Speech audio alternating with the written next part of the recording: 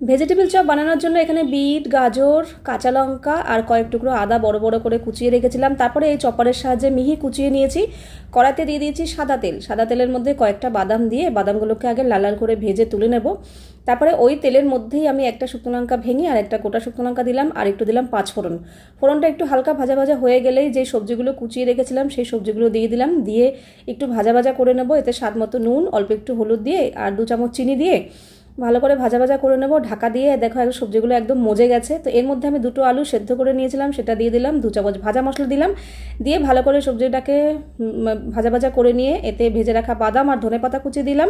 তারপর দিলাম 2 চামচ বিস্কুটের গুঁড়ো, যাতে বাইন্ডিংটা ভালো হয়। তারপর প্লেটের মধ্যে তুলে ঠান্ডা করে নিয়ে ভেজিটেবল চপ যেভাবে বানায় সেরকম আকার করে সবগুলো তৈরি করে নিয়ে এবার একটা একটা করে চপ প্রথমে গুঁড়ো ময়দায় মিশিয়ে, তারপরে আমি একটা ময়দার লিকুইড তৈরি করে নিয়েছি ওর মধ্যে চুবিয়ে, তারপরে বিস্কুটের গুঁড়ো দিয়ে মাখিয়ে দেখো এইভাবে সবগুলো তৈরি করে নিয়েছি। তবে আজকে করব না,